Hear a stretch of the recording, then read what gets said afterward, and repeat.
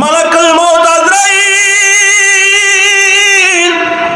যে কোনো সময় আপনাকে আমাকে ধাক্কা দিয়ে নিয়ে চলে যাবে।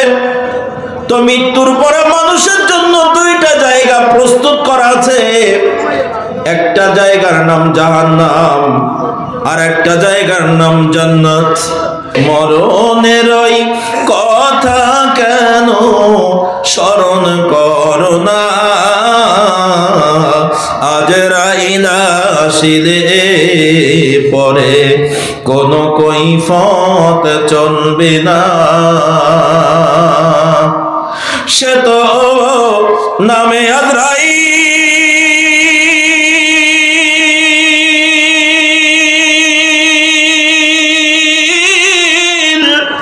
হুকুম পেলে এক সেকেন্ডে সামনে হয় হাজির। সে তো নামে আজরাইল,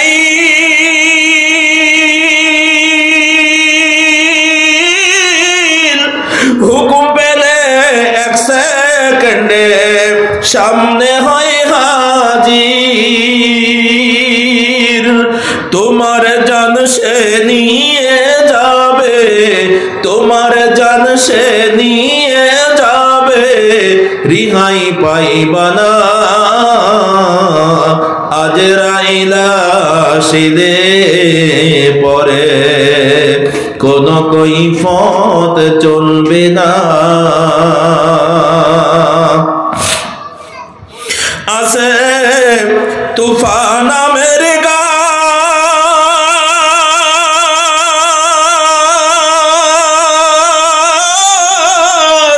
তার পাতায় পাতায় লেখা আছে এ মানুষের হায়াত।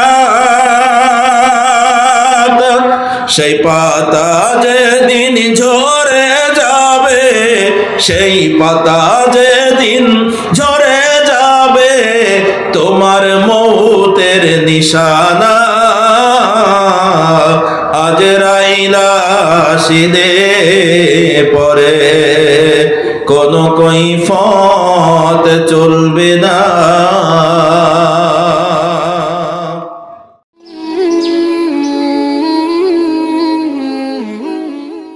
কারা কারা জান্নাত চান এখন আল্লাহকে দুহাত তুলে দেখিয়ে দেন। আল্লাহু আকবার। একদম হাত উঁচু করে দেন, হাতের আঙ্গুলগুলো ফাঁকা করে দেন, এক হাত আর এক হাতের ভিতরে দিয়ে নাড়া দেন আর বলেন আল্লাহ জাহান্নাম চাই না, জান্নাত চাই। আল্লাহ আমাদেরকে জান্নাতি মানুষ হিসাবে কবুল করে নাও। একটু জোরে বলেন আমিন, আর জোরে আওয়াজ দিয়ে বলেন আমিন। নারায়ে তাকবীর, নারায়ে রিসালাত। হাত নামান। আল্লাহ সকলকে কবুল করুন, আমাদেরকে আল্লাহ তাআলা জান্নাতি মানুষ হিসাবে কবুল করুন। আরেকবার বলুন আমিন। আচ্ছা, আপনারা সবাই জান্নাত চেয়েছেন, আরেকবার বলেন তো কথা কি বুঝেছেন? যদি আপনারা সকলেই জান্নাত চেয়েছেন বলেন তো আমাদের উপরে খুশি হয়েছেন কে? আল্লাহ।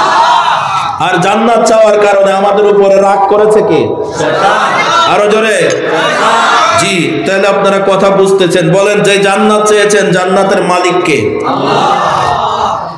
জান্নাতে দিবেন কে? আল্লাহ। জান্নাতে যাবে কারা?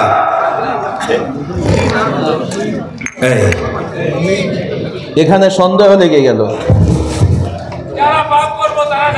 হ্যাঁ, মাশাআল্লাহ মাশাআল্লাহ, আলহামদুলিল্লাহ, আবেগ আছে। জান্নাতের মালিক আল্লাহ, জান্নাতে দিবেন আল্লাহ, জান্নাতে যাবে কে এই ব্যাপারে আমাদের সবার ভিতরে কনফিউশন। একটু আগে হাত উঁচু করে বললেন সবাই জান্নাত চাই, তাহলে এখন তো মন থেকে বলা লাগবে আমি জান্নাতে যাব ইনশাআল্লাহ।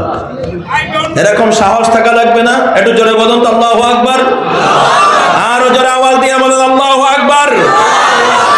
সম্মানিত হাজিরিন, সবাই তো জান্নাত চেয়েছি আলহামদুলিল্লাহ। সারা জীবন একটা কথা শুনেছি, ওয়েল ইওর ওন মেশিন, নিজের চরকায় নিজে তেল দাও। কিন্তু আমাদের স্বভাব হলো আমরা সব সময় পরকে নিয়ে ভাবি।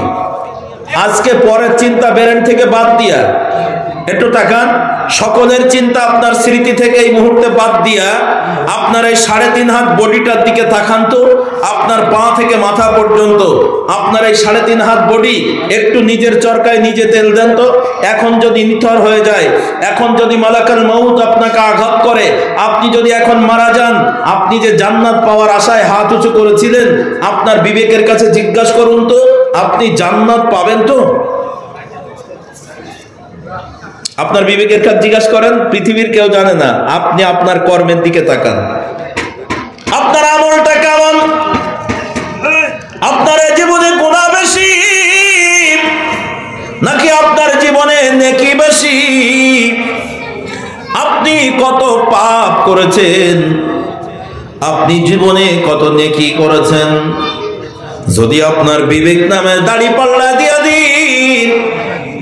অধিকাংশ মানুষ বিবেকের কাছে হেরে যাচ্ছে। আল্লাহ, এখন যদি মারা যায়, আমার যা লেনদেন, আমার যা মুআমালা, আমার যা মুআশারা, আমার জীবন চলার যে চিন্তা চেতনা, তাতে মনে হয় জান্নাত পাবো না, ব্যর্থ হয়ে যাব। অধিকাংশ মানুষের মনের ভিতরে এমন একটা চিন্তা আঘাত করে। কথা আওয়াজ দিয়ে বলেন, ঠিক না বেঠিক? কিন্তু আমরা জানি মৃত্যু এমন একটা সত্য, মহাসত্য, ধ্রুব সত্য। মৃত্যুকে কেউ অস্বীকার করি নাই। যে কোনো সময় আপনাকে আমাকে মালাকুল মউত আঘাত করবে। আমার আল্লাহ বলছেন, মুলাকিকুম, মালাকুল মউত তোমার সাথে মোলাকাত করবে। মোলাকাত পেছনে পেছনে হয় না, মোলাকাত সামনাসামনি হয়। অর্থাৎ আপনি যদি পশ্চিম দিকে যান, মালাকুল মউত পশ্চিম দিক থেকে পূর্ব দিকে আসবে। আপনি যদি পূর্ব দিকে যান, মালাকুল মউত পূর্ব দিক থেকে পশ্চিম দিকে আসবে। আপনি যদি উত্তর দিকে যান, আল্লাহু আকবার, মালাকুল মউত উত্তর দিক থেকে দক্ষিণ দিকে আসবে। আপনি যদি দক্ষিণ দিকে যান, মালাকুল মউত দক্ষিণ দিক থেকে উত্তর দিকে আসবে। আপনার সাথে মুখোমুখি সাক্ষাৎ করবে। সেটা কখন? সকালে নাকি সন্ধ্যায়, রাতে নাকি দিনে, বাড়িতে নাকি রাস্তায়, নাকি মসজিদে নাকি মাঠে, কার কখন মৃত্যু হবে কোনো খবর আমাদের জানা নাই। কথা আওয়াজ দিয়ে বলেন, ঠিক না বেঠিক? মরণের ওই কথা কেন স্মরণ করো না, আজরাইল আসিলে পরে কোন কৈফত চলবে না। সে তো নামে আজরাইল,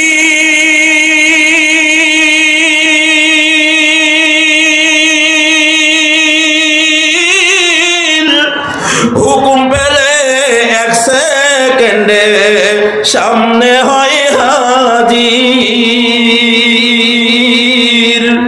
সে তো নামে আজরাইল,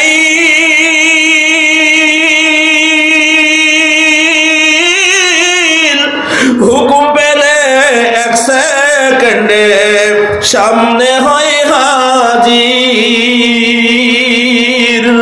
তোমার জান সে নিয়ে যাবে, তোমার জান সে নিয়ে যাবে, রিহাই পাইবা না।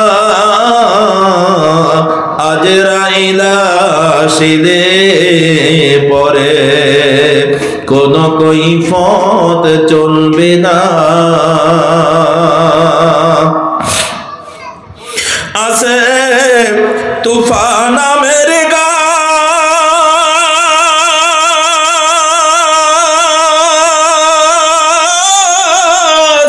তার পাতায় পাতায় লেখা আছে এ মানুষের হায়াত।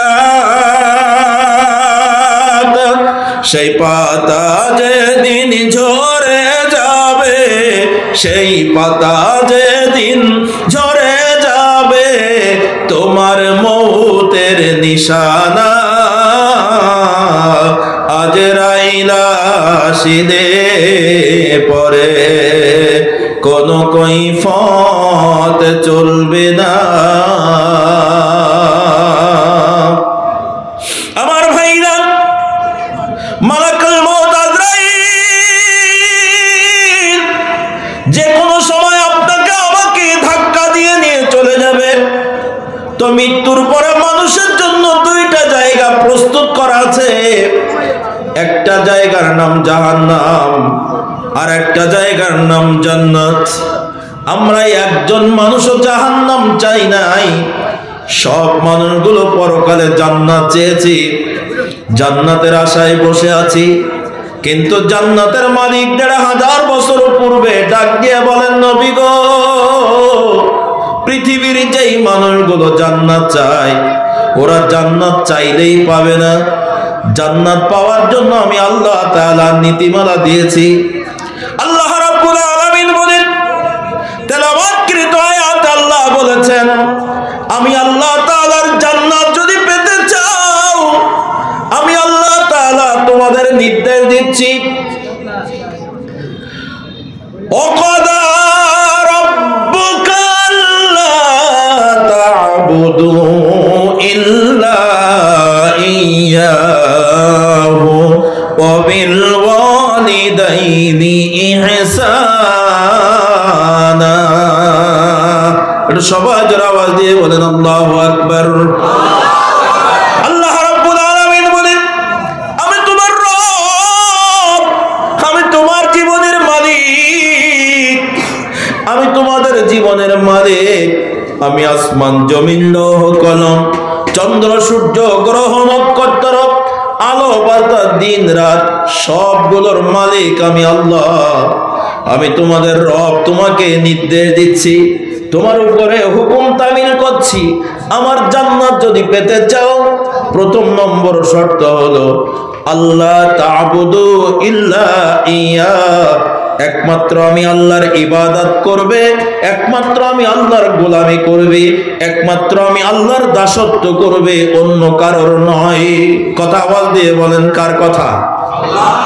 আমার আল্লাহ বললেন ২ নম্বর শর্ত, আমি আল্লাহর ইবাদত করার পরেই তুমি জান্নাত পেয়ে যাবে। না না, এরপর আর একটা শর্ত তোমাকে দিয়ে রাখি, শোনো। আমি আল্লাহ তাআলার ইবাদতের পরে তোমার জন্য ফরজ হলো, তোমার জন্য নির্দেশ হলো, তোমার পরে হুকুম, ওয়াবিল ওয়ালিদাইনি ইহসানা। হে দুনিয়ার মানুষেরা, তোমরা আসমান থেকে বৃষ্টির পানির মতো জমিনে আসো নাই, আবার গাছের মতো জমিন ফুঁড়ে এই পৃথিবীতে আসো নাই। আমি আল্লাহ তাআলা তোমাকে পাঠিয়েছি মাধ্যম হিসাবে তোমার বাবা আর মাধ্যম দিয়ে। তাই আমার জান্নাত যদি পেতে চাও, শর্ত ২ নম্বর, অবশ্যই তোমরা তোমার পিতা মাতার পরে ইহসান করবা, পিতা মাতার হক আদায় করবা। কথা আওয়াজ দিয়ে বলেন, কার কথা? কথা হলো দুটো, খুব ভালো করে শোনেন। একটা হলো আল্লাহ তা'বুদু, আমি আল্লাহর ইবাদত করবে, ইল্লা ইয়াহ, আর কারোর ইবাদত করবে না। ২ নম্বর শর্ত হলো ইবাদতের পরেই তোমার জন্য হুকুম, ওয়াবিল ওয়ালিদাইনি ইহসানা, তোমরা পৃথিবীতে তোমাদের মা বাবার হক আদায় করবে।